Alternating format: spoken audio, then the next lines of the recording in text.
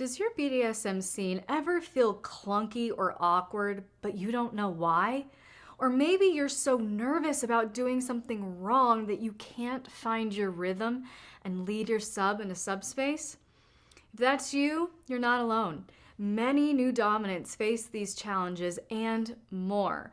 But the good news is that you don't need years of experience and hundreds of extensive scenes under your belt to find your confidence and tap into dominant flow. So keep watching, because by the end of this video, you'll have 8 practical tips to help you craft incredible scenes easier than you thought possible. Ready for some amazing news, dominants? Domination doesn't have to start in the dungeon. And if you're asking my opinion, it shouldn't start in the dungeon, especially if you're new. And here's why. We want to build your confidence through a high volume of low risk and high reward interactions. And the most effective way to do so is by incorporating small acts of domination into actions you already feel comfortable with. For example, during your next makeout sesh, try gently wrapping your hand in their hair and maybe tilting their head back slightly to force their gaze onto yours. Perhaps you wrap your hand loosely around their throat during a deep kiss and watch how they respond. Or during a playful moment, corner your partner against a wall and pin their hands above their head as you lean into their neck for some seductive suckles and bites. These simple but potent gestures of domination ignite the erotic energy that leads into incredible play while building your confidence and showing your submissive that you're attuned to their reactions and boundaries. But you can't expect to go through an entire erotic encounter in complete silence, even with the most potent actions and powerful gestures. Why? Because communication is the connector. Communication is the only way to know someone and be known.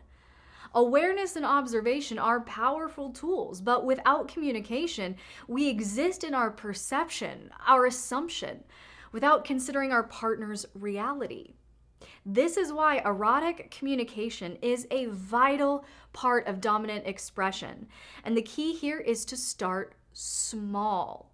You want to add erotic dialogue in small words and small phrases and practice them until they become second nature.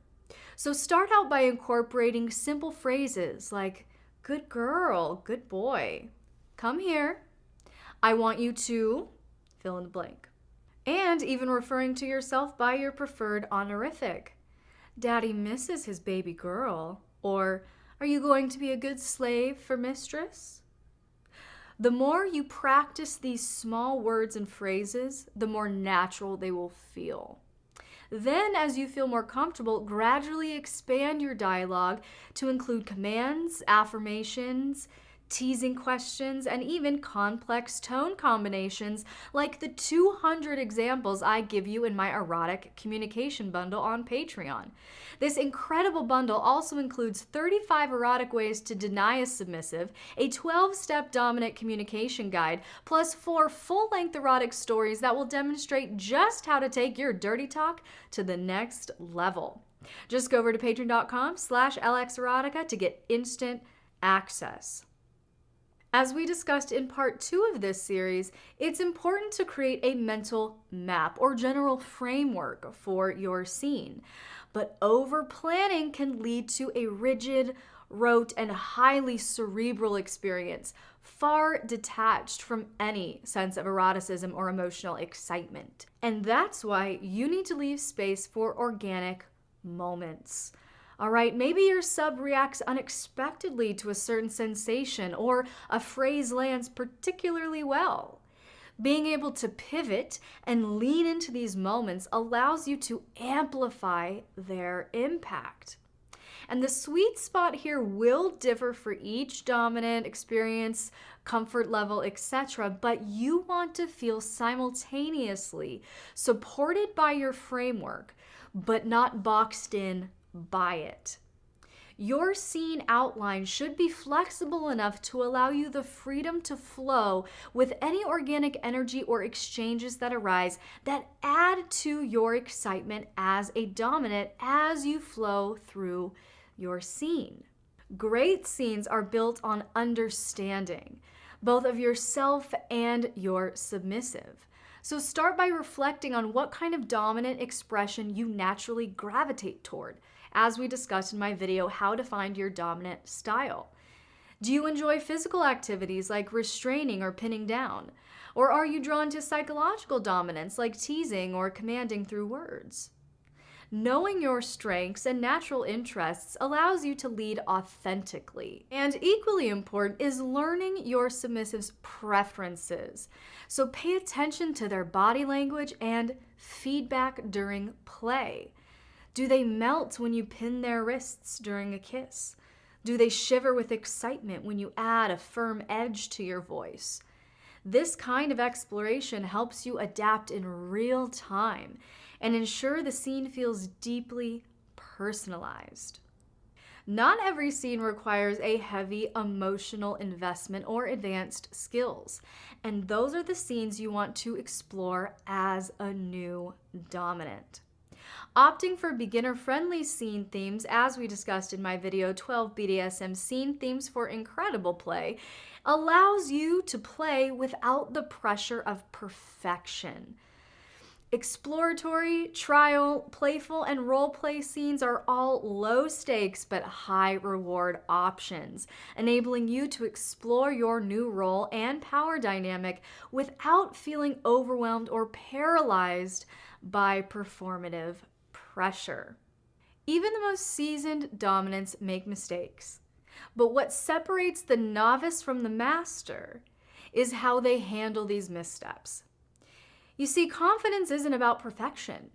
It's about keeping the energy steady and holding your submissive in a sense of authority, regardless of hiccups.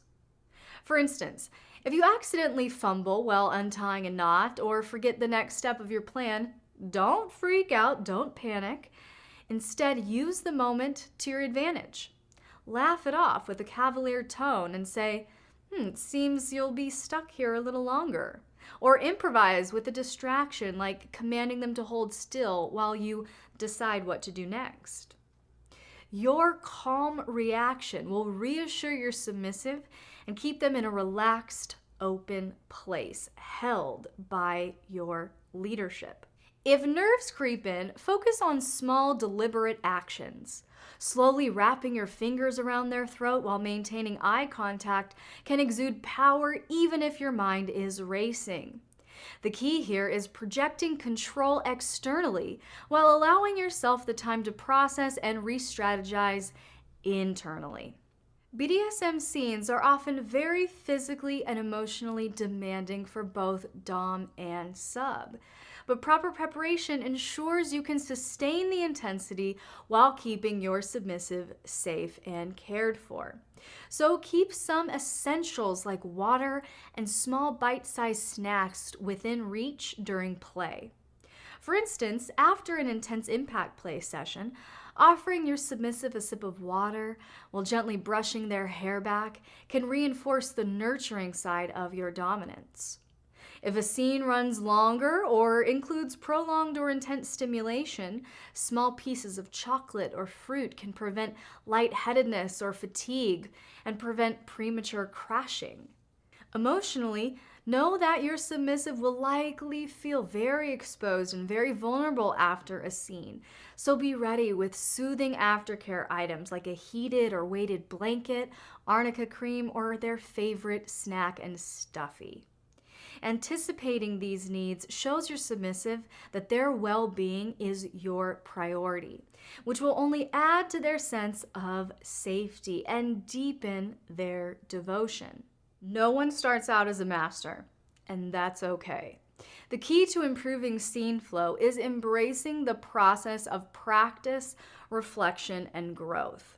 And that's why my new Sensational Scenes bundle is like having me right in the room with you to help you plan your next erotic adventure. This bundle includes my new BDSM scene planner, which walks you through the BDSM scene arc in detail, as well as 5 additional downloads, including my BDSM checklist with 300 kinky acts for you to rank and express your unique interest and experience levels, plus 5 full-length erotic stories to inspire your next scene. Just go over to patreon.com/LXerotica to download this bundle instantly. Because the key here is to start small and focus on mastering 1 or 2 elements of a scene at a time. For example, practice improvising commands in casual moments, like telling your submissive to kneel while you're both casually watching TV. This low-pressure practice builds your authority and comfort level when giving orders. Or rehearse techniques like spanking by experimenting with rhythm, force, and different implements in a trial scene before committing to a cathartic spanking scene. After each scene, reflect on what went well and what could be improved. Maybe you realized your timing was off or a particular activity didn't land as expected. Use that information to adjust and refine your approach for next time. With each scene, your confidence will grow, and so will your ability to create immersive, connected experiences for your submissive. Scene flow is an art that develops through experience and intention. By starting small, staying flexible, and focusing on your connection with your submissive, you'll create fulfilling and memorable experiences and build confidence organically over time. Remember, every great master started where you are now, so embrace the journey and let each scene teach you something new. And before you go, what's your favorite tip for building scene flow as a new dominant? Share your thoughts in the comments and be sure you're subscribed and have those notifications turned on, because next week I'm covering the biggest mental blocks to domination and how you can overcome every last one of them.